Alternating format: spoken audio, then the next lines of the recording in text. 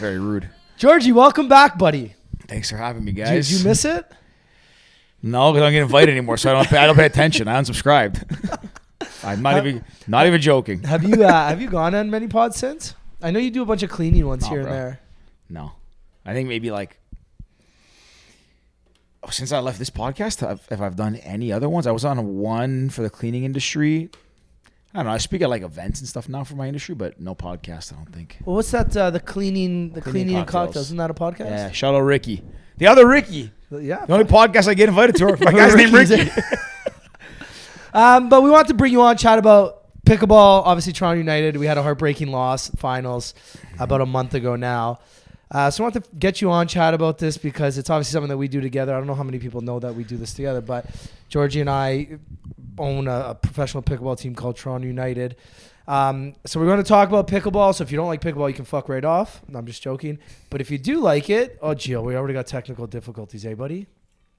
But yeah. Gio, you good? It's good. I haven't spoken yet.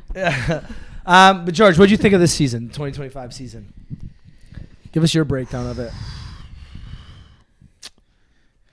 What is my breakdown? So I guess I should add context. I am not a pickleball expert. I think I know a bit about pickleball. I think I know about sports generally, but for probably the least knowledgeable owner in the league. I would disagree. Knowledgeable about pickleball specifically. Oh, about pickleball specifically. Least talented pickleball player. Yeah. For sure. Yeah, I'd put you 100%. I would be the worst. If we played pickleball owners against all owners, I would get dusted. Yeah. 100%. Anyways. Yeah, you don't know the least. You've been around for 3 And your years cousin now, is right? the most enthusiastic, that's for sure. Shout out to Andrew. But no, I think I have general knowledge of sports, so I can understand the sport pretty quickly. But so this is a non-expert's opinion. I think we did all the right things, and we stuck to the strategy that we wanted, and we drafted the right players. Again, a lot of this credit goes to you. You are the team president, and we trust you pretty blindly because you've demonstrated that you're very good at this. But yeah, the plan was the plan, and we stuck to it, and we got where we wanted to. We build for the playoffs. We say that kind of every year, but this year we really leaned into building for the playoffs and making a run, and we picked the right people. I think we had the best team, and we just came up a little bit short. I think we have it's an amazing team, an incredibly fun group of people that were fun to be around, exciting to watch, and fun to hang out with. Didn't get to spend as much time with the team as I wanted to this year. Just been a busy year, so it wasn't unfortunately didn't get to spend a lot of time the off-court stuff, the leading up to the events. I was kind of there for the events, so didn't get to enjoy that lead up. Again, off-court experience as much. I still think you did, though, because if you think about the previous year with your wedding, you lost 2 events, right? One being the finals. This year you attended every event except the Montreal one. Yeah, I think I had a wedding for that one or something. But no, I still think I think I participated for all the things that I needed to be there for. Just most years I would be there with you guys early, traveling in or spend the night in the Airbnb. Yeah. I didn't do that. I don't think I did that once this year. So anyways, tough, right? Yeah. But no, my assessment of it was it was probably one of the most fun seasons. Probably the most stressful. Year 1 was very stressful as it got into the end because we knew we had a chance. So your emotions are running higher, but this year I think we had the expectations and we delivered, and we got to the goal, and we just came up an inch short. Honestly, it feels kind of like the Blue Jays, to be honest. I mean, perfectly honest. Sorry, Danielle. I know it's kind of a sore spot, but speaking of which, Danielle and Andrew did not say a word to us when that game ended. They looked at us, gave them a hug, and they just walked out. They just left me, and then Paul and I stuck around because I wanted to watch. I paid to be there. And I'm happy I stayed. Paul sat next to me. He didn't say a word. Respectfully, I thought you were behind us, and I went straight to the bathroom. Didn't look a thing around me. I got out there. Andrew's and I just kept walking. Andrew's aren't we going to say bye? I said, aren't they right there? I turned around. You guys weren't? She goes, no, they're still inside. I said, nope, we're going. No, we're going. My view of it, it was and I didn't even say anything. I'm just that's why I was you just seem so defeated. And you're just you just stare like a what's it called, the 40-yard stare when you're or the lights are on, no one's home. You just look you were couldn't believe it, and then just you left, and I was makes sense. But anyways, it is a good comparison. Yeah, that's kind of what it felt like. It was just there was the hype leading up, and we almost we had that one loss early in the playoffs, so it's oh boy, are we gonna really is this gonna happen? We're gonna lose this early and get upset? But no, the team, yeah, okay, tough break, but it. Yeah, we were there. We were at the goal line. We just couldn't punch it in, as they say. Correct me if I'm wrong, though. I feel like the first season you guys kind of had, like, it was the first year. You didn't really know what to expect. You guys had a good team. It was great. Second season, it was kind of like a learning curve. And then third season, you had your strategy that you guys put in place to, like, work out the kinks. Yeah, I think. And, like, it paid off. Yeah, the first year, we didn't really know what to expect. And it's a lot easier when you have no pressure because you have no idea what to expect. We're not pickleball guys. We built a team that we thought would be good. Our first event, we got our asses handed to us. And then the second event, things came together. And then obviously the finals, we ended up winning.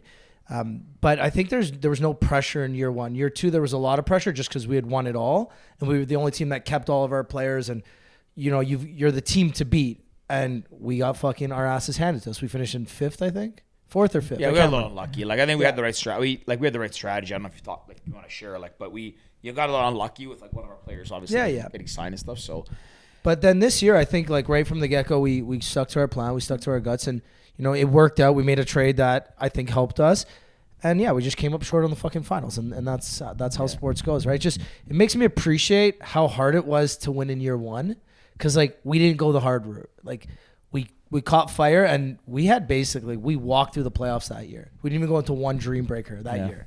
And then this year it's like dream breaker, losing dream breaker, and then win, and then lose. Like it was just like we had the hardest route to the finals, and we got there and it was like, holy fuck. Yeah. Yeah, it was emotionally it was a draining run. What hurt more, the Jays or when we lost?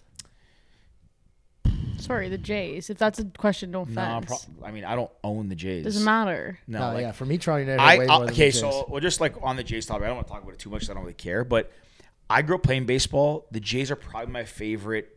Like, if I could see any sports team win in Toronto in order, Raps were high because I love, like, my family likes basketball, but it's probably Jays, Raptors, Leafs. Maybe Leafs and Raps are now switching if I was like to see a next championship. But the Jays, I've followed them since I was a kid. Again, grew up playing the sport. I was more bummed when they lost Game 6 when they could have won than Game 7. Like, Game 6, I was telling everyone this, it had this weird energy in the stadium, like, agreed, bad decisions, and I was, like, angry. And even DB, like, we were just in this, like, damper mood the whole time, and I was, like, annoyed that night. The next day, Game 7, I went in, we had a great section around us, everyone was happy, and then they got a little crowd. And then they got a little too happy and too cocky, which is, I don't want to get down that path, but when the game was not going the way, I still felt optimistic till the end. But when it was going bad, I was like, we made it this far, and no one expected it. So you can't be mad. We saw the most exciting World Series ever. So I was mad for like a disappointed for a couple hours after, and then I'm like, my life didn't change. Oh, no. Yeah, for me, honestly, losing our finals, Toronto United hurt way more than the Jays. Yeah. Do you guys watch sports differently now that you own a team? Like, it's obviously different caliber, but it is a professional team. Do you guys appreciate and like watch organizations differently? I don't watch it differently, but I put myself in other people's shoes more often now. I think about it. I think about things I never thought about.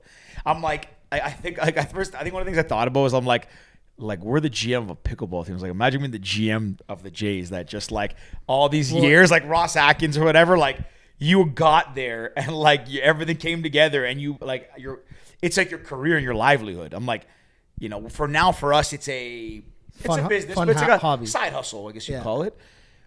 So I think about that, like, how much I can't say how do the players feel. I'm not a pro athlete, never have been, never will be. But anyways, to your point, I think about it from different perspectives now a little bit. Well, it's like the best example I have is when we traded Carolina. Like, I generally love Carolina. Like, we're friends. I was with her down in Florida. Like, when we trade her, that phone call fucking sucked.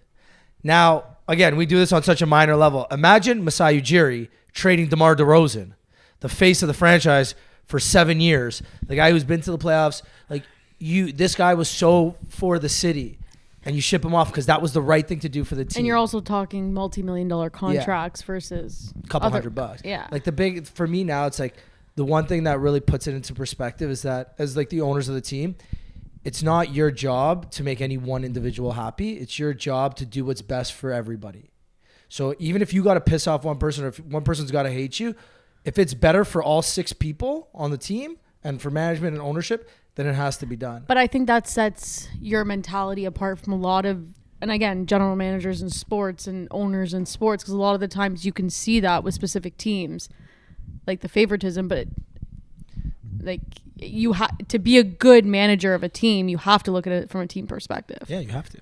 Business, and like you have to be impartial and objective, and like it's hard because as a oh sorry yeah been a while. Forget how to do this. Mics haven't changed since you left. Whoops.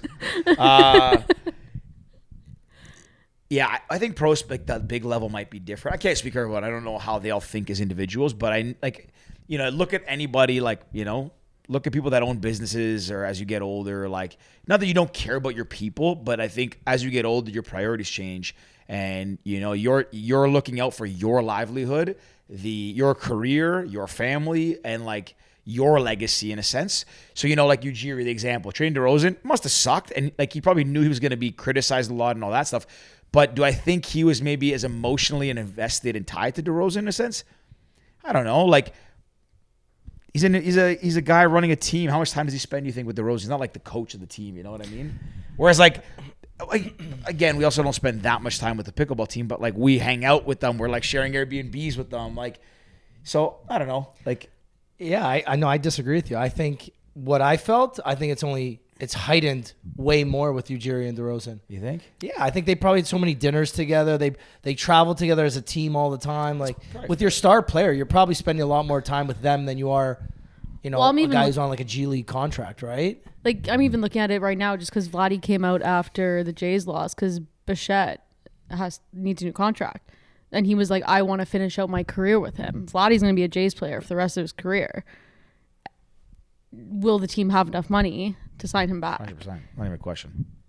Again, but money they made in the playoffs. But again, that is a question, and that was a conversation that Vladdy went out and spoke to the press about to try to ensure that he can finish out. They started together, and that's a pressure that a manager has to do while building the team. Can we make this work? Do we put X amount of dollars in this, or do we split it and try to get 5 new pitchers to take us that World Series? See. Or like, there's different things to consider because it's not only what you think is best for the team, but it's also team morale, what they want to do and what they want to play for. Is that going to make a better team? So you're thinking of it from all perspectives, and that's kind of like as a manager what you have to look for, like as a whole. If I had to guess, this is a guy who sits in the bleachers and pays money, is not an expert. If I had to guess, like they're going to sign Bichette. They're going to give him the money, but not because they're emotionally attached to him. In fact, like, so I'll use an example. Francisco Lindor. So I guess let me back up a step. Blue Jays management, like Shapiro and Atkins, have demonstrated that they're kind of like homers for their players that come up in the Cleveland system because they spend a lot of their career there. Like Bieber's here. Like I think they've done it before with a couple of those. I can't think of the examples. I know someone will fact check me, whatever, but I'm pretty sure I've seen it before because I always noticed they kind of like bring those guys in that were like their guys they brought up. If like Francisco Lindor, for example, came up to the Indian system, he's on the Mets now. Like if they had a chance that Bichette goes, they bring Lindor in, I bet you they do that deal 10 times out of 10. Even though I think Bichette's probably better right now, like I don't think they have that emotional attachment. Vladdy does because they came up by drafting well, as I'm saying, together. But as a manager, you have to make the decision what's best for the team. And that's kind of if that's what you're saying. Like you're saying from one perspective, Ricky's saying from another's perspective. He's looking at it from a team perspective, and you can't really think of individual players and how to make them happy. So, but it's like with any business, though. You have to do what's best for the entire business because if the business faults, everybody faults. Exactly. Right? That's the trickiest part. Yeah. Going backwards a bit, what was one thing about the season that you really enjoyed, and what was one thing that one thing that surprised you? Boy, my memory's so bad. One thing that I enjoyed, I don't know if this is a good answer, but I think I just enjoyed that the league seemed to have taken a step forward as a whole, like in the league level. Like it just seemed the facilities were better, the talent's better. There's sponsors getting involved now. I think Mike, big shout out to Mike. I think he's doing a great job. It's things are on TV now and like Game Plus or whatever. It seems like they took a big step forward in that regard to like legitimize it as a professional sports league. It's going to be a long time, obviously. I think before pickleball is the level of other pro sports, but it's good to see a business progress. And I think that the league progressing is a result of the teams progressing, but also the teams progressing helps the leagues progress. It's like the whole ecosystem is progressing. So that's kind of the thing that I liked before. I'd say what maybe surprised me. What did you like? I agree with you. I think everything took a step up this year, and you said it's going to be a long time before it's like on the pro level. I think it's only I think it's in a 3-year span where professional pickleball is at the level of curling in Canada, like where it's like there's actual real money in it. It's televised on TSN2 or Sportsnet 2. Like sometimes it's on Sportsnet 1 or Global and shit or whatever. Or One of like these, ping pong. Yeah, Table tennis. I don't really see that on TV much. I do. Really? On my Android box. It's on like the ESPN2 or like whatever. Cornhole's on ESPN 8, so that's what I mean. I think it's only. I think it's like. I think we're a lot closer than we think for these secondary sports, like let's say curling or whatever. The thing that really surprised me this year was the international players just being fucking amazing. Like so many international players, like Max Wild, like we obviously love him. Stevie Petropoulos was unbelievable. Shout out to the Greek. Yeah, shout out to I saw her this weekend actually. She played for Team USA, so she won, which was really cool to see her again. So, that was one thing I was wrong about, and I'm so fucking happy to be wrong about that. But yeah, that was the thing that I love the most is just watching these like international players come in and just fucking pump. The top 2 teams are 2 out of the 3 teams. 2 out of the 3 teams that had Americans. I love Max, so yes. Yeah, Max, Stevie. The third one was Ava. So 3 out of the top 4 teams had Ava on the Brewers? Yeah, She's American. Yeah. Oh. And then Wes Gabrielson was the other American in the league. Yeah. I think this surprised me. I don't mean this like offensively, but how good Jada got. Like, you knew she'd be good, but like she played like before the draft, like started playing 3 months before the draft and took a chance on her, and she's. I don't even think it was 3 months. I think it was like 2 months. Yeah, that was crazy. Like we knew it was funny at the draft, at the qualifier, we were like watching. I think it was like her and Audrey playing together, and Rick's like, "That's what we're gonna draft. Like she's gonna be lights out. She's gonna be good." I was like, "Yeah, I could see it," and I definitely believed it. Don't get me wrong. She's probably not going to watch this anyways. But anyways, hopefully I don't see it defensively. But I think that was like the biggest surprise into like, I mean, you could make a case that she's like up there as the number 1 in the league. Oh, definitely. Like an easy case that like your first year in, it was very impressive. And it's fun to watch. And because she's so good at singles too, like playing some guys like dominating. No, that's one thing I always like seeing. I don't know why, is when there's always the cool thing about pickleball to me is when you get Dream Breaker and you get a man on woman matchup and the woman is clearly better. I don't know how to say it. You almost feel it's like incredible to watch. It makes it so exciting because it like again I think everyone knows it's like the one sport where a man and woman like it's pretty even if you go into like a Dream Breaker. So anyways, cool like seeing that was surprising seeing her rise as much as she did, and also like just seeing her dominate when she went to the Dream Breaker. So it was I was with Kaylin this weekend as well. Who? And like Kaylin, the guy that she dominated. Oh like, yeah, 3 out of yeah, the like yeah. The guy I think she dominated him twice. Yeah. In Oakville and in London. He's Canadian? Yeah, he's Canadian from Vancouver, I think. So being around him too, and he even like jokes about it. Nice guy. He's just like, yeah, she just fucking pumped me. Reminds me that I gotta start training singles. Yeah. I was like, yeah, like we joked about it because obviously Jada is really good at singles. Jada, we love you, obviously. But yeah, it was. I guess that's a good one for surprising. Yeah, the other thing. Sorry, go ahead. Go ahead. No, the other thing I kind of like about the league, and there seems to be generally pretty good camaraderie amongst athletes in the league. Athletes, owners, for the most part. Some I think athletes don't like us, but I think for the we're really well liked. What the fuck are you talking about? Maybe I should say a athlete doesn't like us, but anyways, you have to know what I'm referring to. Yeah, but I know. She loves us. Yeah, she loves us now. Yeah, we're good. Okay. We're cool. Cool, nice. Anyways, I think that the camaraderie generally, it's like I want to beat everybody. There's some people that I look at, I'm like, I want to definitely beat you, and I don't feel bad about it ever. But there's some people, not that I feel bad, but you like them, you want to root for them. You're like, if we lose, I'm okay losing this. Like what's his name? Kyler Metz, Armin. No, Kyler Metz, I like, great guy. Yeah. Armin is a fun kid. Like, I don't know, how old is that guy? He's 21. Yeah, he's fun. Like, he's fun. He's also very talented. We were snapping and Viking clapping in Florida this weekend. Come on. He's a nice dude and like really good. A lot of good shout outs here. Yeah. It's I think that's one of the things I like about it. I don't know how long it'll be like that because I'm sure as it gets bigger and more money involved and like just more people, maybe outsiders that weren't part of the league at the beginning, because some of these people too have been there since day one. So like they all know each other, and the pickleball community I think is pretty small. Somewhat small, yeah. So For now, yeah. So I think that all plays a factor in it. Like at the professional level, it's pretty small. Even Ernesto and Louis Charles, like I hate that they've won again, but they're like, they joke fucking around. Kids, man. In the finals when we were looking across, I was standing at the very back on the end of the court on the baseline, and I was facing the court and like you guys, but I could see them at the other end. And when a net shot happened, he would look at me and do a little like snap and everything. Yeah, it's kind of funny. They're like poking fun at you. So it's all in good fun, and we still want to win. But I think that's something I like about the league right now. Think it helps build it up as a community. I think it's nice seeing too, but in the events outside of pickleball, like you guys hosted the Toronto United like at Cadillac Fairview. Yeah. Other players from other teams are coming to like support those events. They don't have to. I mean, they get paid. Yes, but again, it's Toronto United event. Yeah, 100%. And the team, like other teams, are still kind of getting involved. Yeah, one of the things that surprised me too is that how much like the new ownership groups that came in like really gave a fuck and really did their best to, one, not take away from what the original guys were doing and not try and come in there and think they know better, but taking what we've done and adding to it, evolving it, and growing it. Because like what Rick did, out in Vancouver was great. What Ed's doing in London is amazing. Brandon is a completely different kind of play where he doesn't have a facility, he doesn't have that crazy big marketing background, but he's running local events in the Detroit, Windsor area. So I think when you kind of see those things and everything come together, you're like, fuck yeah, like this is awesome. And that's like so surprising because we've had a couple bad apples in our ownership group and it's been a little bit frustrating to deal with them sometimes. You're like, yo, fuck you guys. If you don't want to be here, then get the fuck out.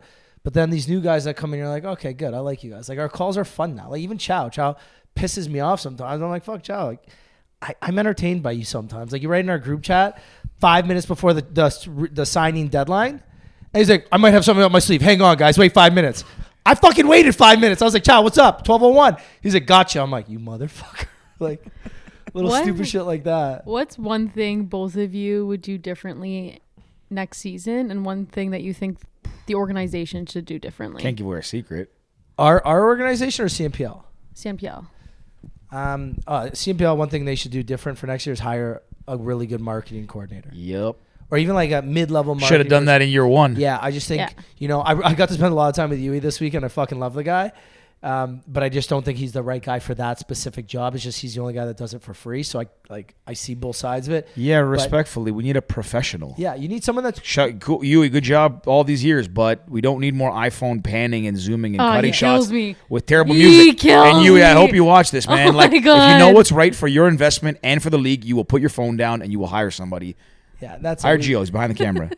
Like, Gio's too expensive. Why did like. Again, it's not about people hurting people's feelings. It's just like we are now at a level where if you want to professionalize this thing, it's about the content game. Never mind. Getting on TV is important for endorsement for sure. But if you want to attract the people that you want to play in the league, to be in the league, you want to do it via social media and via content. I'm not even good at content, and I know this. Yep. Yeah, but if you're starting a business, where do you put your dollars first? When you're starting a business, advertising. Yep.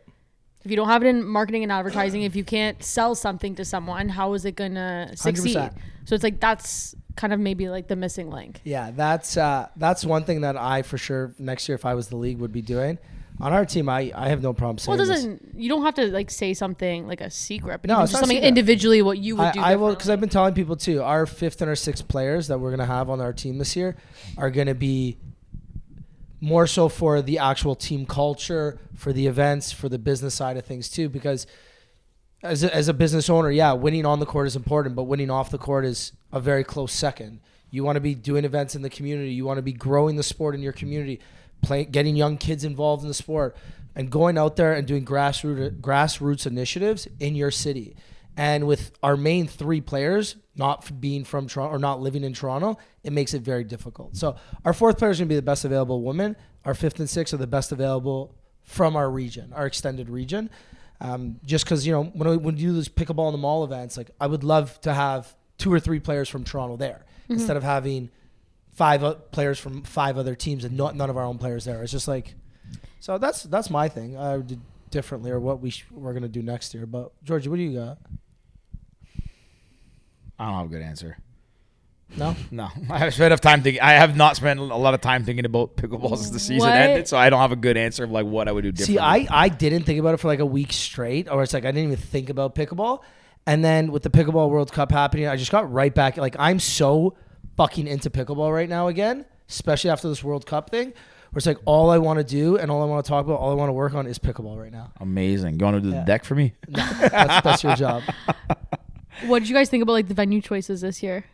I thought they were great. Yeah. As a spectator, Court X is beautiful, Yeah. and like the facilities itself in Oakville are great, but the what's it called? One Health Club, way better for viewers, for the spectators. The layout, like the benches and everything, like there was just not enough seating. People were kind of all around, like better view. For Yeah, fair enough. spectators, Yeah, fair I just enough. think that is my only thing. But obviously the facilities of Court X are amazing for pickleball players, and That's a I think fair- it's a good thing and to also, advertise. you're comparing like a 200-person event to like a 500-person event. So like no seating. The bleachers were the same at both events. Just you couldn't No. sit. There was way more. No, there wasn't. Yes, there was. There was on both sides, and there Danielle? was full. I'm 100% sure. I don't even have to talk to you about it. I'm 100% sure the bleachers were the same amounts at both venues. It's just there was way more people at one event, so you had less space for you to sit. At what? One Health? No, at No, Court I X had can- more people than One Health. I thought Respectfully, Court there X, was I thought way the spectator, like the toughest spectator environment, I think it's probably Smash. And nothing against like Ed's facility. I think it's amazing. Like he's a great facility, and it has the crow's nest, but you can't get on the sidelines at all. You only have the baseline vantage point. There's only one side of the court you can sit on, basically. Whereas at Court X, you could sit on half the court, basically. Yeah, I get what you're saying. You know? Yeah, it's just spacing, right? Yeah. It was just the spacing of both events. What are you looking at? Camera footage. So what do you think had more people? I don't care about the people. There was more benches to sit at because there was benches on one side and the second side. This one at Court X only had one you're side. comparing 3 courts to 2 And it courts. had- You're comparing 3 courts to 2 courts. No, I was sitting at one court. But at One Health, there was 3 courts. I was only watching one game. But per court, there was the same amount of seating. If anything, there's more at Court X. Because it was too wide. I didn't feel like Anyways, okay. Anyways. Does it feel like an important debate? yeah. that. It doesn't. It really doesn't. This is a I was pointless just thinking, one. as a fan, that was This my. sounds like what the hills I used to die on. As a fan, it felt like as a spectator, it You had was less easier space to to sit? watch Okay. at the other event. I mean, when there's less people, yeah, that makes sense. Anyways, Georgie, what do you think for next season? What's one thing that you would want to see differently for us specifically? The team? Yeah. I'd be sick to have a facility. Like I know that's differently, but I mean that's probably the Yeah. one thing is like having a true home court that you can go and practice, like have our name on it. That's cool. Kind of, I think it probably like of all the things we could do to take the next step forward, we don't control what goes on TV. We have the best content game out there. Shout out Gio. Yeah, hands down. Hands down. If you guys haven't seen, like I'm just gonna say this, like people, like everyone should be watching. If you're not even a pickleball fan, you should be watching Beyond the Kitchen. Like I've said this before to everybody, but I'm just gonna say it here publicly. Not that anyone cares, but I'm gonna say it. Like it is as good as watching it, like the UFC embedded vlogs, the Showtime box. I watch all of these, and I have for my. Continue. Go ahead. No, I was just saying, I love you, buddy, and trust me, I love Beyond the Kitchen. I'm so fucking biased. We're not there yet. I'm telling you the production quality. The production. The storylines maybe like Yeah. like we don't fly out to Kazakhstan to watch somebody train. Like Yeah. okay, sure, we're not getting like panoramic shots of Las Vegas Strip. I don't think but I'm we saying have the same. Like our storyline just needs to be the storyline, preset, but he doesn't make editing. Gio doesn't make the storyline. No. I'm saying I watch the YouTube in bed vlog and I watch Beyond the Kitchen in terms of like how it looks on YouTube. I watch it on my as I work. quality is so good. Amazing. But circling back to the one thing, I think having a facility, is the one thing that I think we need. I can't think of anything else. Like what we can always get better, but what else? What's your answer? What do you think we can do? Raise more money. That's it. I was going to say that, but I didn't want to say that. Yeah, no, mine is just it's simply Help us about it's about report. money now. Like the more money we raise, the more we can do, and I think they go hand in hand. Like obviously we have 2 courts now that we have full access to use whenever we want. I think that's a big help for us. But like doing more events, growing the brand on a grassroots level, I think is huge. Like more of these pickleball in the mall style of events, and I feel like I'm getting calls like even now, like random people are, hey, yo, I heard you got courts. Like, how much you want to rent out for a week, a month, and 3 months? It's like, fuck yeah, let's talk. Really? Yeah, I'll tell you offline. But yeah, so Nice, I feel make like some there's money. a lot of these seeds we planted last year that didn't, that didn't blossom are gonna start blossoming this year, and that's the thing I'm most excited for, just to watch the sport grow and being part of something where it's like, I tell people, obviously it's not the same, but watching the MLS grow like 20 years ago to now, it's like I feel like we're at year 3 of the MLS. Obviously much smaller scale, but watching a professional league grow from nothing to something is fucking awesome to me. And watching the sport grow. It's actually like an interesting comparison in terms of like the league, because the MLS like was not good in the first like. Well, do you remember what people used to talk about? It's used to trash. It was terrible.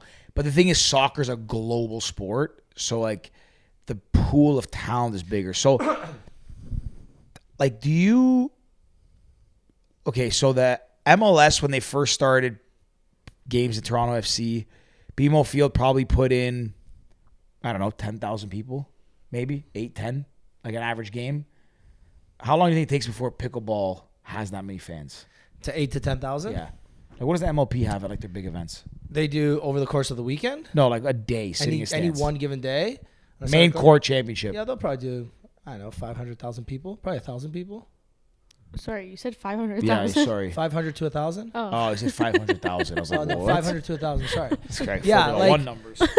Over the course of Holy the weekend, shit, though, what are you like over the missing? course of a weekend, they'll do 10,000 through the door. Yeah, but it's like, at what point do you get even 5,000 sitting down watching Okay, one match? Easy comparison would be tennis. How many people are at an average? It's an easy comparison. Are you? keep going. Are you That's saying fine. yes or That's- no? I just want to hear what you're saying. Yeah, keep going. I disagree, but that's why I want you to Let it finish. tell me the Let's story. see. I was gonna say how many people are at a tennis match, like Wimbledon. 40,000, 30,000, I think. Or Wimbledon No. might be less, but the Canadian Open's like 10. No, but they can't. U.S. Open, New York. Okay, they're think about expanding the think stadium. about New York, like the biggest ones, like What's the it U.S. called? Open and John's, Wimbledon. yeah, Billie Jean. No, So let's call it 25,000. U.S. When do you think pickleball will get to that point? I think you're decades away from that. Decades away from that. And also, can you describe why you gave me the I just- face? Because It's a court. It's the same shit. so the sport itself, but tennis is such a global sport where it's like it's not even technically made, like it's not even an American sport really, right? Yeah, Whereas like but- MLS is a league in North America that was so small and so shit Yeah, but 20 years ago, where like people probably looked at the MLS and was like, oh, that's so trash, it's never going anywhere. People probably look at CNPL and they're like, oh, it's trash, it's never going anywhere. Yes, but I'm comparing it more of the sense of the actual You're comparing sport the actual itself. sport. Like, how are you going to get like viewers? Like, how much can fit in an arena for hockey. So you're going from I a think high the big school question to, is, when are you going from pickleball facilities to college basketball arenas to whatever the let's say AHL or OHL hockey arenas? Like in year College one- basketball arenas have more. Sorry, fans. university basketball arenas. Like in Canada, Oh. they're like 5,000. Like U of T, not U of T, Ryerson. What's it? Maple Leaf Gardens. That basketball arena holds, I think, 3,000 people when it's fully done. Right. well, I just went to go see a BU hockey game, and the amount of people in there was absolutely insane. All right, that's like the size of Ricoh Coliseum. It was like It's like 10,000. packed, and Yeah. there's like suites and all. I'm like, where was Yeah, this? college sports is another It's level. insane. But yeah, I think we're until we're doing those kind of numbers, I think we're still like a decade away. What do you think the league need? What if what's the recipe for having the sport grow? Like, what do you think gets more people to follow the sport? In Canada or like Just globally? It's called North America because, like, even though we're Canadian league, you'd think over time it becomes North America. To be honest, I think the biggest thing is you've got in pickleball you have your stars, but they're not personalities like in other sports. I was gonna say the same thing. Actually, You know what I mean? Like so, like Ben you Johns need and a Annalie you need a Waters. psychopath. Ben Johns and Annalie Waters Sure, are the sir. biggest pickleball players in the world. Like Ben Johns has 166 like golds. Annalie Waters has 165. She hasn't I've lost never- in singles in 500 days. I've never seen a video on anything about them. But that's what I'm saying. Yeah. Like I obviously me and Gio have because we're pickleball people and we watch this shit. But the average person, like my mom, barely can say Annalie Waters. She'll be like, "Oh, that Waters girl" or something. They're not big personalities. They're not like a Michael Jordan who's gonna talk shit and then fucking go and win a triple crown. Like Annalie Waters is 17 years old and she's the best.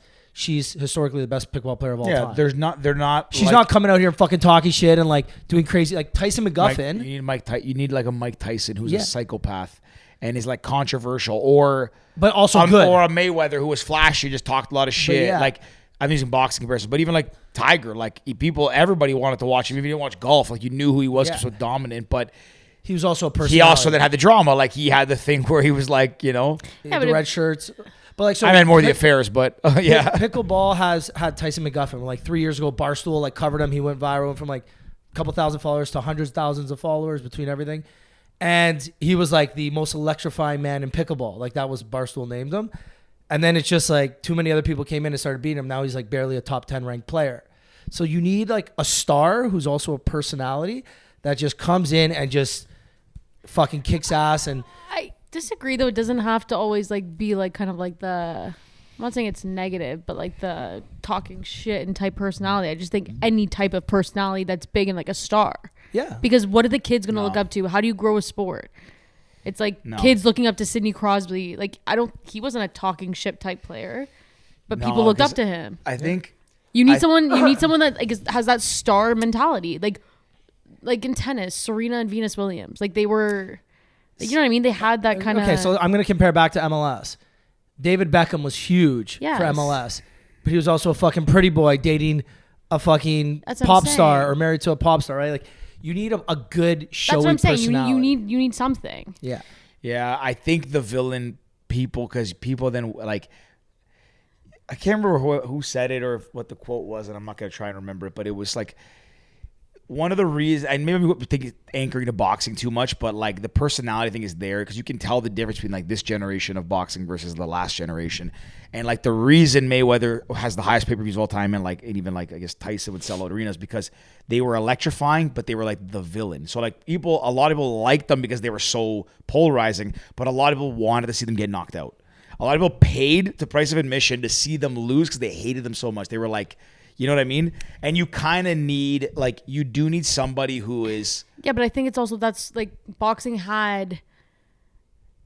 I mean, you say Jordan, like people, you say Michael Jordan, same thing. Like people probably paid to go see him. He said it recently. He said this whole like load management is stupid. He goes, I wanted to play every game because I know someone paid to be there with all their money. They brought their kids, and also someone paid to be there to see me lose. It was an established sport, though, is what I'm saying. Pickleball is still growing. Like I think the first NBA wasn't like the NBA was big. I guess it was big before Jordan, but it was big. But like pickleball needs to grow, and that's like the biggest thing right now. So what do you think would help it grow? As an outsider looking in, I don't know. I think more access. Like I think the biggest thing is like more access, more like putting it in front of people as much as possible. Because like every single person, I have a friend. That's how you grow anything, though. Put it in front of people. Yeah, but it's like in schools, like having it in your gym class. Like, what do you think? Like when you're a kid, you're stuck playing under the parachute or four corners. Like those are stupid. Hey, why did soccer baseball never become a thing? Oh, that would have been the best thing. I was just thinking about like what sports could replace in school. I would have been an Olympian with those bouncy balls. Those were like what? Why did no one ever start a soccer baseball? Why are we playing badminton in schools versus playing pickleball or playing like tennis, things like that at camps? Having it more accessible. I was in the badminton team in grade 9. Okay, I was you know legit. What I mean? Like that's how you grow a sport, is by giving access to people at a young age. Why would a child pick playing pickleball if they don't know anything about it versus tennis, which is more glorified? Oh, you can become a professional pickleball player. No, I'd rather be a tennis player. It's more money, more this, more that. You're going to look up to be like, have the most money, the most this. You talk to a kid, oh, I want to be the next NHL player. Not, I want to be the next pickleball player. You have to glorify it. And there's nothing glorifying the sport yet. Right. But it's also, I get what you're saying, and you're definitely right. But I think your reasoning is a little flawed, because obviously access is the key to growing anything. The more eyeballs you have on your business, the more your business can potentially grow. But how do you do that? How do you get it? So is it just giving access? Because pickleball is literally one of the most accessible sports in the world. The barrier to entry to pickleball is so low. It's cheap, but do people know about it yet? That's what I'm saying. How do you get them to know about it? I'm going to play devil's advocate here. I disagree with the access thing. I think it is. I think it's like the product, and the product I think is the players, and the players have to be someone that are memorable. So like if we gave a billion people access to Cast, what would happen? Billion people would have used it. But how long would they stay on the app for? I don't know. Probably not that long. You never know. You give 1,000 people TikTok. I mean, that's not a good number. A few million. But, like, you give it less, and the product, but the product was just use this example. It was pushing stuff in front of what they wanted to see. So, like, it knew what people wanted, right? So I think this comparison makes sense in a way. Like, yes, you could go and have it on, like, TSN tomorrow. But if someone watches it and sees some rallies that end in, like, players driving into the net and whatever, and, like, these shit rallies, like if you're getting Montreal versus us every game, like, the best, you know what I'm saying? The best teams going, or you get, like, excite all the best players, the top ones playing. Okay, and it gets on TSN, you get access. Maybe it sticks. Or maybe the MLP being, like, there, maybe. But you also need, like, there's got to be some, like, storyline, some controversy, some, you know what I mean? Like, the backdoor dealings, someone deflate gate. Like, it needs those, like, it does need the drama. That's why people watch. I mean, I can't see reality TV. That's a bad example. No, but, like, for me, it's not even thinking, like, viewing access. It's about, like, people actually picking up a paddle and playing. So that's why, like, I think, like, even, like, in the pickleball in the mall that you've done, people start playing. I have a friend who played tennis, great tennis player, has a membership at a tennis club. Kept telling him, you got to play pickleball. You'll have so much fun. You can play with all different generations. You can play with people who aren't good. Get started, go. He's like, I'm not doing that. That's for quote unquote pussies. Who the fuck plays pickleball? I'm a tennis player. 2 weeks ago, he goes, Danny, you won't believe it. I played pickleball. I fucking love it. Now he plays almost weekly. It's about people actually going to play the sport. Because I've never heard of someone who's played pickleball and didn't like it. But the thing is, the difference between this and soccer and basketball, why it's considered one of the cheapest sports to play is all you need is a net, like everywhere, like a park. You know what I mean? Soccer's the cheapest sport to play. Soccer's the cheapest. Soccer ain't even a soccer ball. You need a ball of tape. You just need something, a grass, a piece of land. Sorry, you had a good point. Anything. I was using access as, like, access. You were saying, like, I viewing. completely ignored what you said because you said the same thing. Yeah, I see what you're saying. I do agree with you. I think, like, getting people to play it, they realize how fun it is. I mean, that's how this guy ended up with a team. Like, he just played it one time in Florida, and now we own a pro pickleball team that's... It's getting people in front of a net playing. And that's why not everyone plays tennis. Because it's harder to go and you have to have a court. You have to rent a court. You have to find, like, it's just not everywhere. Yes, I agree with you. That's a slow play, though, because you got to think about, like, those, like, put it in school. I mean, and no matter what, it's going to be a slow play. You're not going to turn this league. I don't think there's anything in the world that would make CNPL, MLP go to, like, it would put 10,000 butts in the seats tomorrow. Doesn't matter how polar. I think everything takes time. But I think to your point, like, yeah, in terms of making it a bigger sport globally and getting it to be, like, I guess answer the question earlier of when do we get 5,000 people watching a game or watching a match, like, yeah, it's going to be a decade or so, but you need to get the young generation into it for sure. So one of the biggest things is the rate of growth as a participation sport of pickleball and the rate of growth as a spectator sport of pickleball are not growing at the same rates. So pickleball is, let's say, 10xing the amount of players playing every year over the last 10 years or something, whereas the spectator growth is like not like 2 times every year. So the biggest thing that pickleball and, like, the business world of pickleball is trying to figure out is how do you get them from playing to watching. So that's where it's like, I get what you're saying about accessibility, and that's how it's like you get people to know what the sport is, but it's not like most sports where they're going to play it and then go watch it right after. Like, I played hockey because I watched hockey. Right? Or I was so young, I don't know. But that's how a lot of you watched hockey, you played hockey. You said it the other way. No. You watched hockey before you played hockey? I would assume so. I don't know. I was so young. That's why I said, like, fuck that. But yeah. a lot of times people, I was like 2 years old when I started playing hockey. Yeah. So then you would have played before you watched. Your parents probably put you in it. No, your dad probably had it on hockey. Friday. You think you watched hockey before 2 years old? Anyways, this is But what I'm saying is a lot of times, but it's because your parents watch the sport, so they put you in the sport because they watch it. Wait, well, the point I'm making is that a lot of times you watch something and then you go and try it. Yeah. Pickleball is the complete opposite. Everyone, so they get told tries it and then they want to watch, and then they're supposed to, or the mentality is that you'll play it and then you'll watch it. It's not happening in pickleball. That's the biggest problem with the business side of pickleball, is that the people playing aren't watching. They're still spending money on it. They're still buying new paddles every fucking year. They're going out and getting new outfits. They're renting courts, and they're spending money on the participation side, not on the spectator side. See, yeah, and I just don't know how.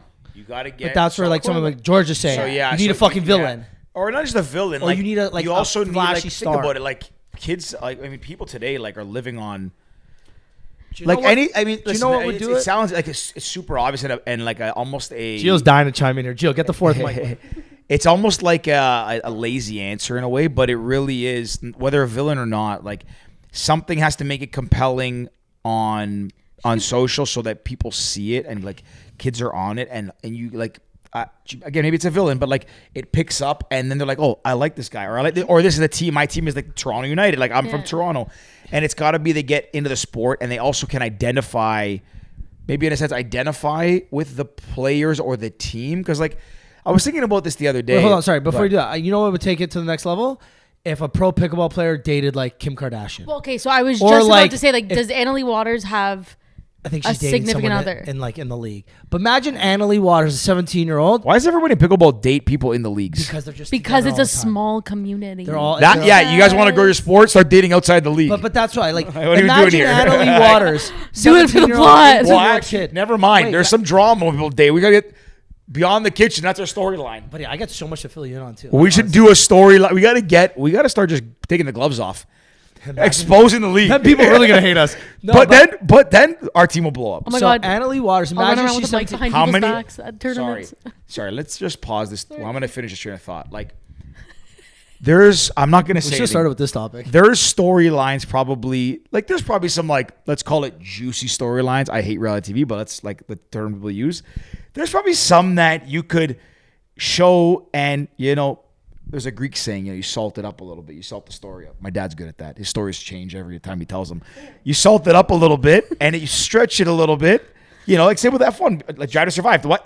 How did F1 blow up? Drive to Survive, the storylines. Okay, but that So- also already had yeah. 100,000. For sure. But how many women watch it for the business side? Yeah, because Total Wolf. Yeah. Hot. Yeah. Charles Leclerc, but the point, hot. but the point is though, like you never saw them when they were like driving cars and stuff. I mean, you know what I mean? Before.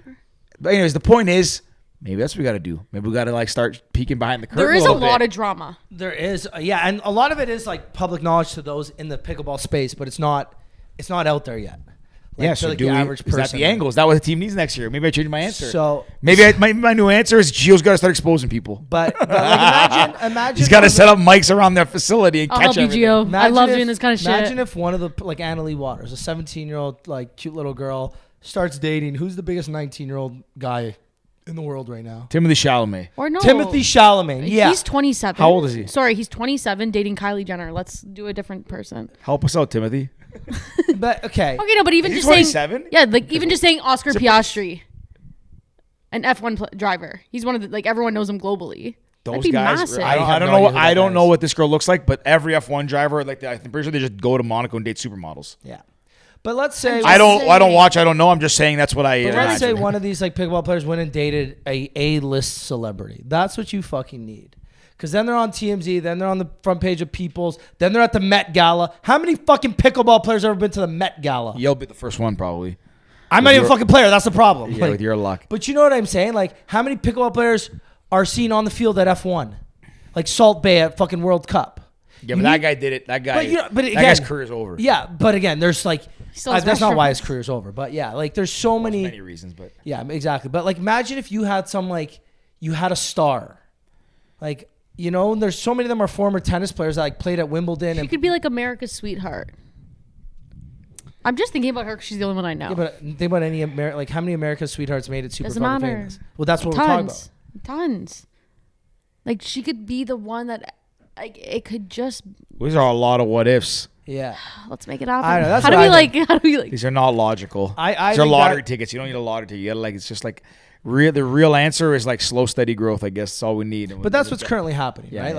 Like, one realistic thing I think you need is someone who's, I think in the MLP side, there's so many like multimillionaires and billionaires and well-connected people, and I think that's why the MLP is growing a lot fast. Or sorry, pickleball in the U.S. is growing a lot faster because there's a lot more money involved in it, whereas the Canadian pickleball scene has no real money. in Yeah, it. well, yeah, I guess you could Because say connections, broadly, right? broadly money.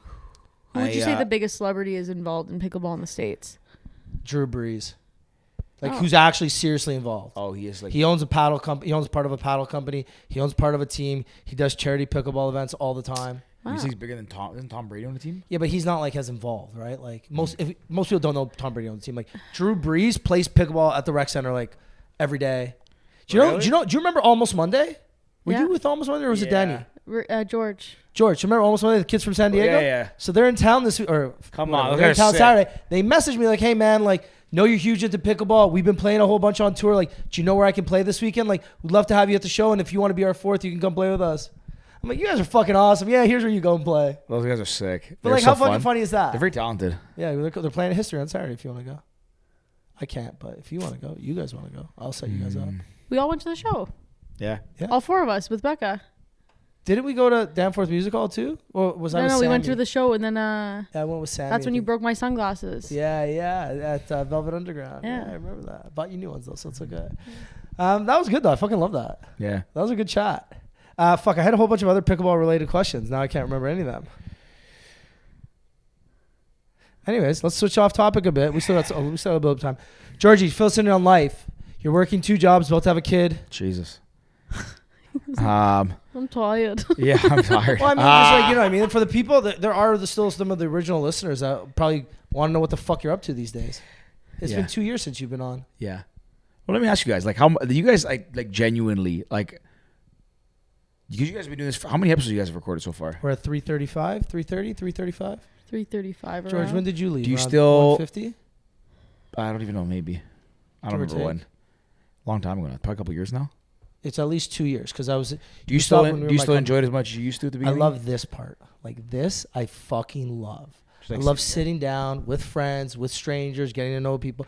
And we haven't had an episode. Remember, like me and you, in the beginning, like we had a couple where like, okay, whatever, that one was like shit. Not shit. Sorry, I shouldn't say that. But it wasn't as fun as the others. We haven't had one where I walked out, I'm like, that was whatever.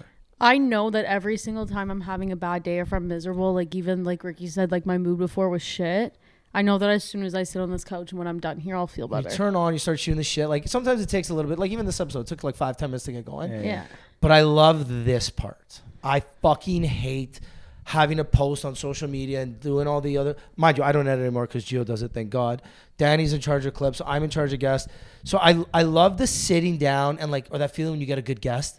Like after you leave and the guest leaves and me and Danny look at each other like, fuck yeah, that was a good one. Yeah, it doesn't mean everyone's like 20 out of 10, but like recently we haven't had anyone below a 10. Like everyone's Since we've either been in like this studio, expected our since this expectations. studio, I don't think there's been one episode where I was like, fuck, I could have done without that one. Yeah. And it's just been lucky too, just lucky. So I still love this And part. I think and this one is the of- only part that keeps me still doing this because Yeah. of all the businesses I do, this takes The most time. not the most time, but it takes a good amount of time for very little monetary reward. Yeah. Sorry, let me rephrase that. Zero Zero. monetary reward. Loss. So it's like I can, in this hour and a half of doing this, I can make fucking 5 TikToks. If I spent the last 4 years all these extra little TikToks, fuck, I'm But at. it's also more than just an hour and a half because it's the driving, it's the us staying after, it's the chatting before, it's the chatting after. But that part I like though. I like that part though. Yes. I love that part. Yes, but Yeah, it no, just I like get it it. adds on to like a day. It comes out to like a 4 or 5 hour thing. Yeah. See, I could do that But more. it's like at the end, I think even like the friendships we've made out of it. Like Yeah. there's some people I've met on this podcast now, and it's not like I didn't meet them before when I was with you guys. Like I still talk to some of the people you guys had on when I was behind the scenes. But like I still chat with them, and I love that. Just even just like running into someone. Like even the Yeah, I was just thinking of that, like probably one of my favorite lines ever on this podcast when me and you were doing it. I think you were probably you were there, Danny. Is when Travis from John Famos said, Yeah, I brought them on. "Never meet your heroes," and I don't know if I've ever laughed that hard Oh, on the that was a good podcast. Well, Like when they were asking if it's a shtick, the dating thing, and you told them, he's like, "Damn, never meet your heroes," and like I'll just never forget how I was at the old studio, how hard I missed laughed. that studio too. That was fun. There's a fun space. But that's what I mean. Like, and we don't drink as much on the pod anymore because we usually record like Tuesdays and Wednesdays. Not just because like I'm fucking away almost every weekend. But there's some days we sit here, you start drinking, you record, and you're like, we know we need to keep it to an hour. Like we're not very strict on it, but like our audience is like by 60 minutes, it's like single digits. So you know you're cutting off at an hour. But there's some days where we turn it off and we just shoot the shit. Like we joked about it. Do you think that's? But do you? Sorry, finish your point. I was just saying, there's sometimes where we joke about doing like a Pals After Dark where we roll and we just like continue as a separate episode doing the shit we talk about as soon as the cameras are off. because we'll have our guests. We sit and talk here for 45 minutes after about like shit that they can't say online. Right, but why? Okay, but then if you would do an episode of After Dark, why not just record it and have them say it online? Well, what I would want, you would have to split it into 2 episodes, right? Like I know we've had like 3. We've had so many episodes that were like 2-3 hours. It's like you look at the numbers. I think after like even the 50-minute mark, you're down to like single-digit retention. When it's like sometimes those are the best parts of the episode. Like our little fucking 10-minute whatever we were talking about there was the best part about that episode, and that's at the 40-ish minute.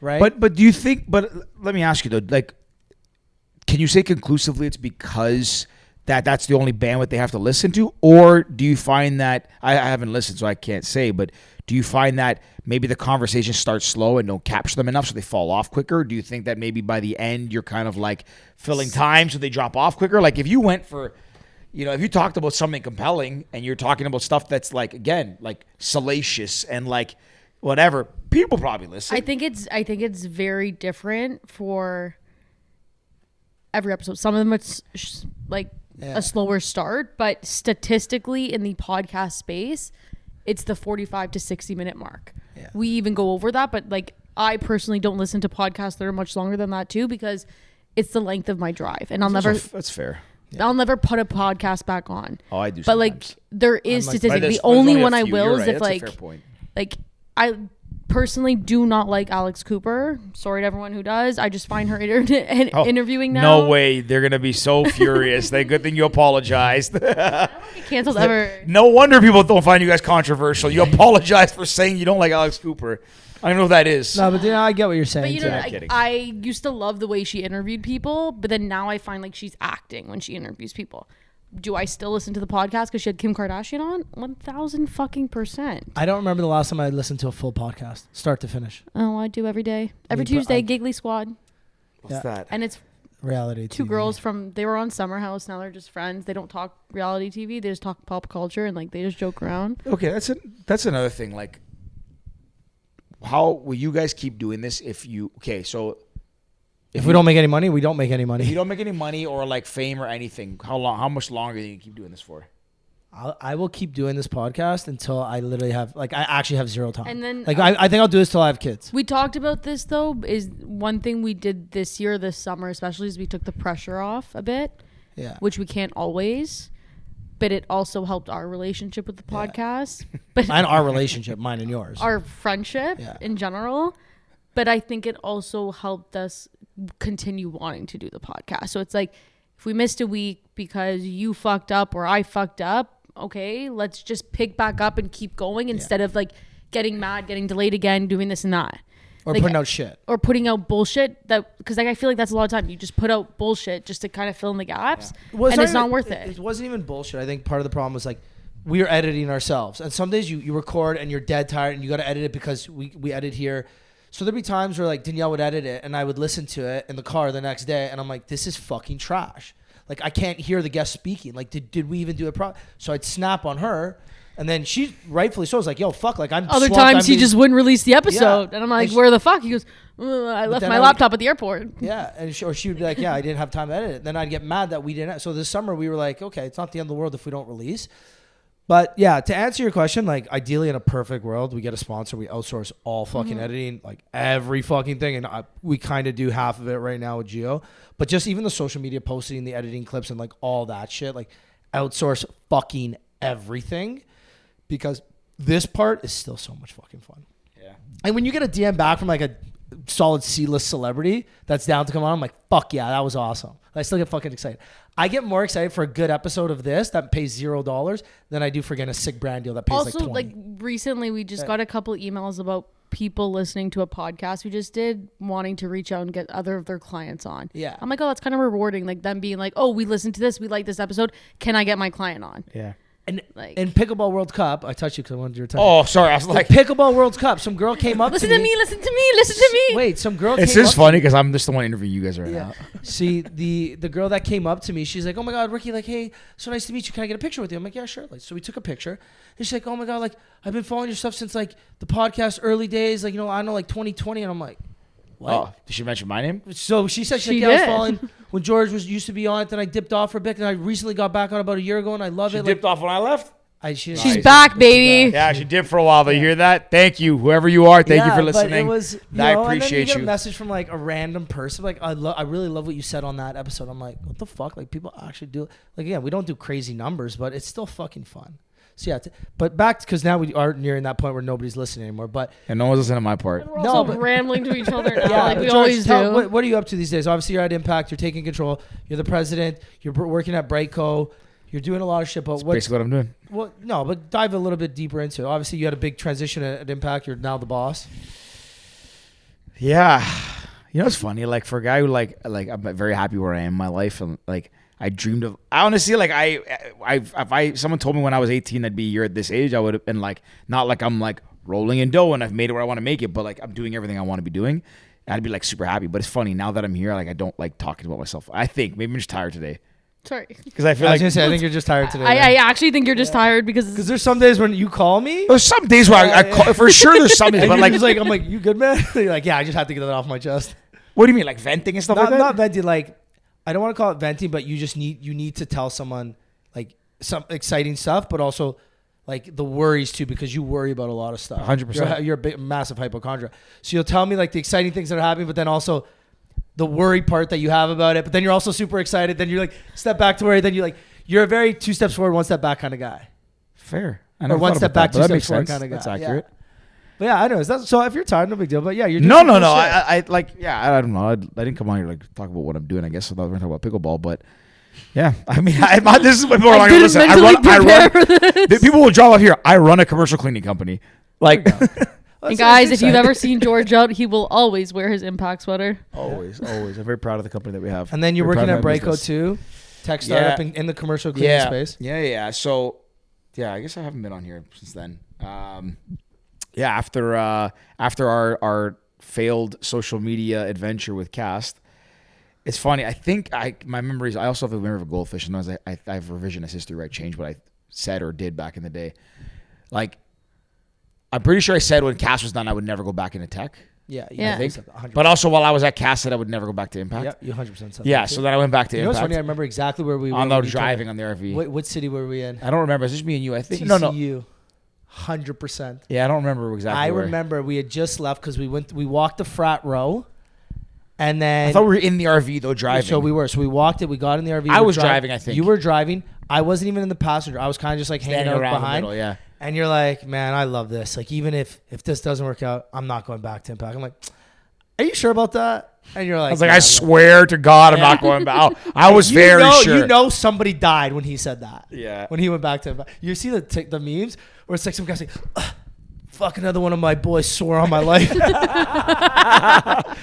That's no. I make some very big proclamations, but yeah, when I was in that startup, I said I would not go back, and I think it was, I don't know, there was maybe many reasons. I think one was like the excitement of being in the tech world and like how fast it was moving. It was kind of cool.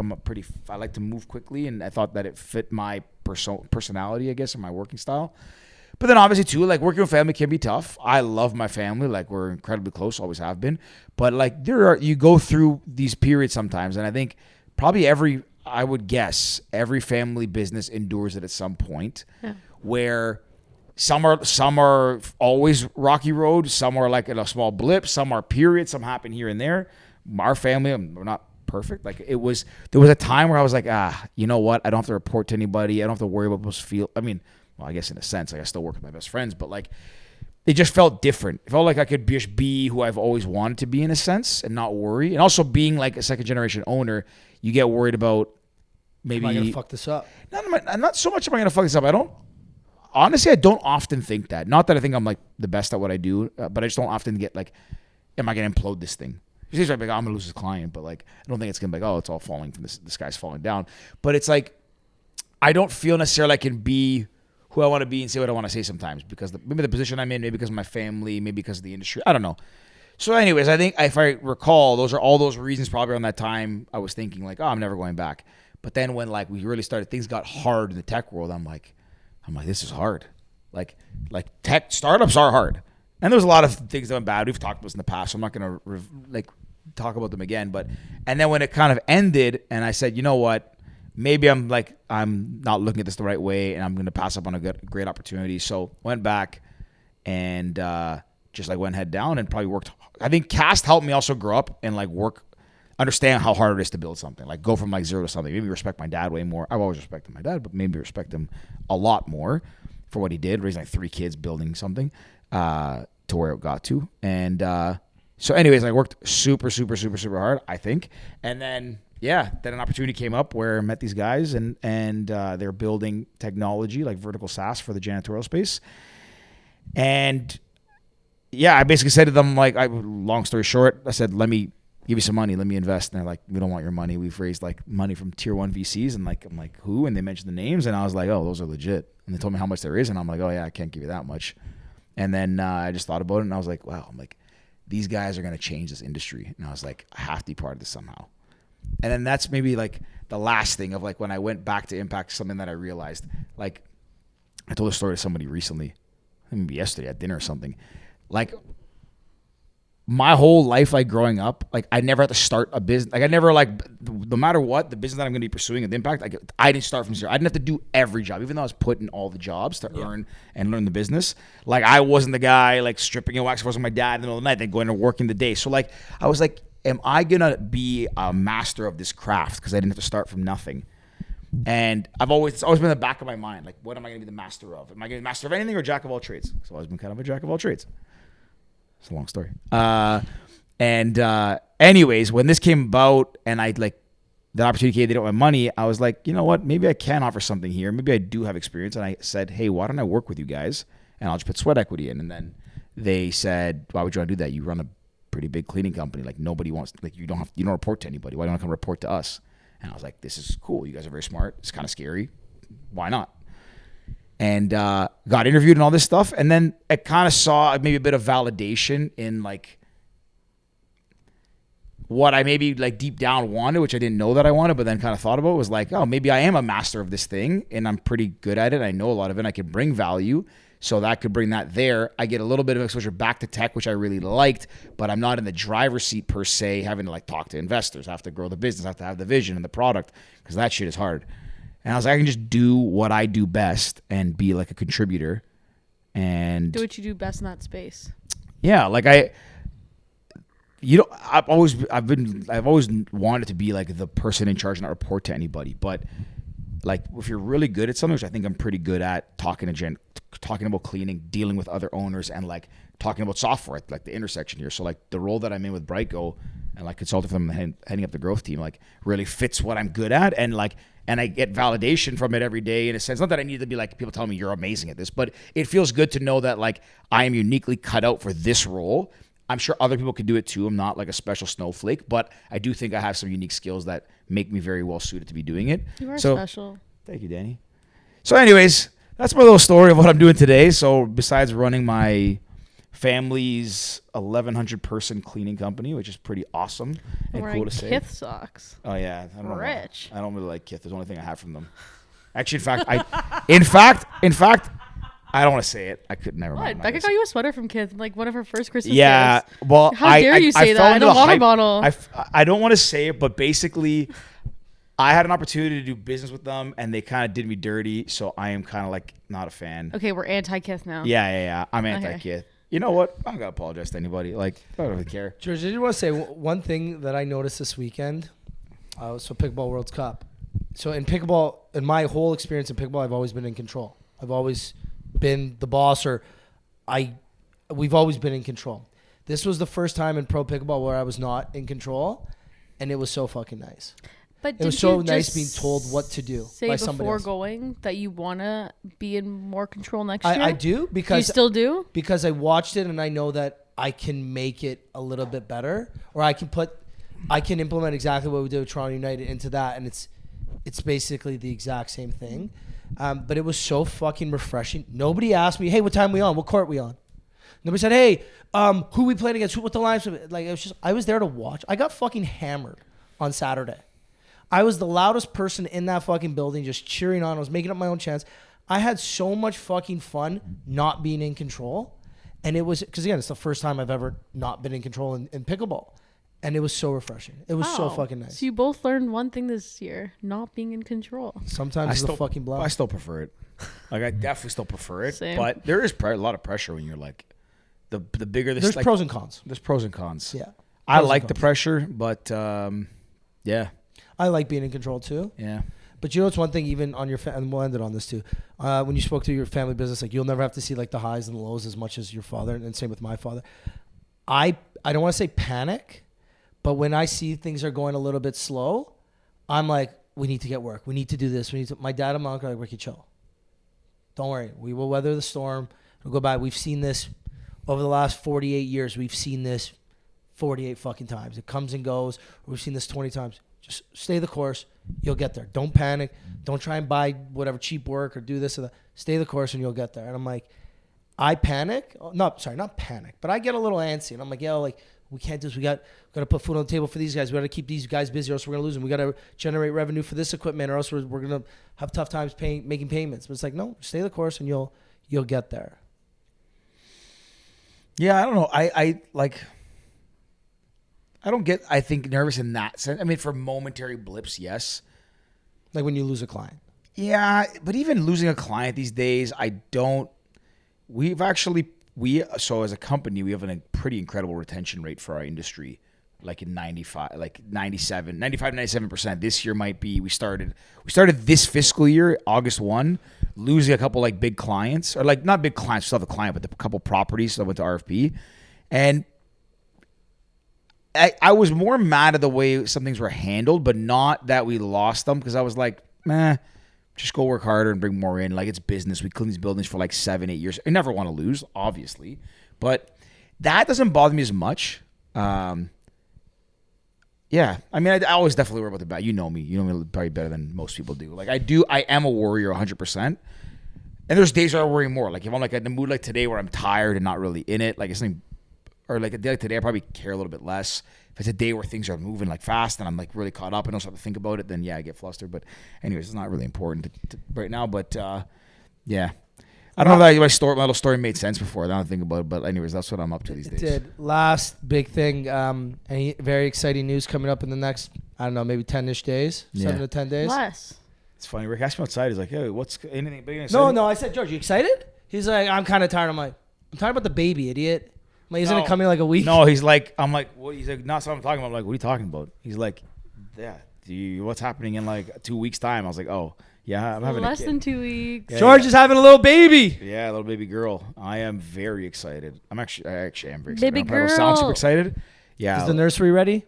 Somewhat. Like we just moved a couple weeks ago, so like I think all the places kind of like 92% of the way there. The nursery we didn't really do. 92. Yeah, Not 90. It's a very George thing Not to say. 95, 92. 92% of the way there. 92.5. And we still got to build the crib, but the baby's going to sleep in her bassinet, which is built and it's in our room already, so she'll be in there She'll for be like in a 6 crib months. for a while. Yeah, so I got to put that together. But other than that, yeah. Sorry, did you have a name? Are you telling people? No. No? You don't have it? Or I know you're we not have tell- it. Oh, you have it? You're not Yeah, telling we actually this is probably a story that no one's going to find appealing, but I find it crazy and I'm going to tell it. And it's not that long. But you're good. So Becca and I forever had a name, like the first, middle, obviously last, but first, middle name for a girl forever. Boy, we never could figure one out. Like we just had a bunch, but we never liked them. But this for a girl name, we're like, this is what it's going to be. Can you share it or no? No, I don't want No. to share it yet either Fair because it'll give things away. But so this is back a year ago, almost a year ago this week, because there's a big cleaning conference in Vegas, and I was there for the cleaning conference, which I'm missing now because of the birth of our daughter. She's actually being born during the biggest cleaning conference week in the world. She is going to be a cleaner. So we went to Vegas 2 years ago together. Yeah. Buddy, she's good. That's it. She's made for this industry. She will be the new queen. She'll be the queen of clean. It's pretty cool. You can already see this TikTok. Anyways, so it was last November. It was the beginning of the conference. I was like, waiting for my team to get there, and I was on the Saturday night. And I was watching the UFC fight at the Park MGM, and I'm sitting at the bar working, and like this is the only bar apparently in Vegas that plays UFC, which I did not know this. So I'm sitting on my laptop working as the night's filling up. People are coming in. This young guy sits next to me on my left from Florida. Nice guys are talking. Other guy on my right, they're talking gambling. I'm just trying to work. I have my headphones in. Then like there's also college football games on. You know, young people. This group of like these two girls from like Atlanta who flew in for the night to watch like their team. I don't know, something. So now there's like a group of us all sitting here, and we're all talking. They're like, "Why are you working? Why are you working?" Like, put your laptop on. I was like, "Guys, I have to finish. They got a big whatever conference presentations, whatever." So we stay the night. We all like put it away. We start drinking. It was fun. And me and this guy to Florida kept talking more and more. The bar's clearing out. We're the last ones there. It's not like 2 a.m. We got a bunch of drinks. And his phone rings and it's next to me. And I look down. It's like him and his daughter, I guess. And I'm like, "Oh, cute daughter." He's like, "Yeah." He's like, my pride and joy. And he tells me her name. I didn't even ask. Just tells me her name. And I swear, this is before Becca's pregnant. I swear to God, the first and middle name were the exact same as the daughter. And he's also Greek. And I was like, what the hell are the odds of that? Like, and I called Becca and I was like, I feel like if we have a kid, it's going to be a girl and this is the name, whatever. So like, thought that was a crazy sign. This story's going to get stupid from here. It's pointless. That's not going to be our daughter's name. We actually found a new name. We actually not going with that name, even though I thought that's crazy. That's a sign from like above. Like we should go with this name. It's a great name.